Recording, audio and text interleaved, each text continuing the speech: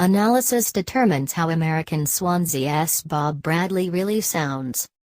Newsflash: Bob Bradley, the new coach of Swansea City, is an American.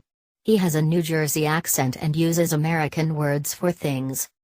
That seems pretty irrelevant in terms of how anyone should feel about Swansea's performance lately, which, it must be noted, has not been good, but it has caused quite a bit of a stir in the UK, particularly when Bradley has used terms like gasp, PK to refer to a penalty kick.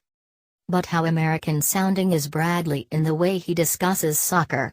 According to the Wall Street Journal, not that much, at least not as much as purists of the sport's origins may make it seem.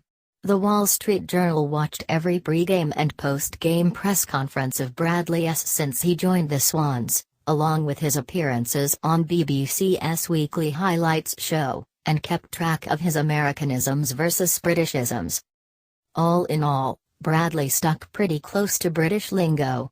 He never once called the sport soccer in favor of football, and likewise stuck to clean sheet, not shutout, training, not practice, and dressing room, not locker room. He did once use PK, but the other 5 times he spoke of a penalty kick, he used penalty. The word usage where he most favored his American background came in referring to matches as games. He called them matches 35 times but games 93 times.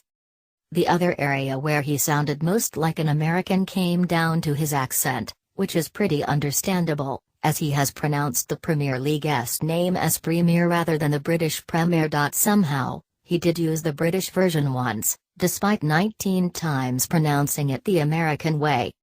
The WSJ's analysis should probably just reinforce how silly it is to worry about how American he sounds rather than on Swansea's soccer, football.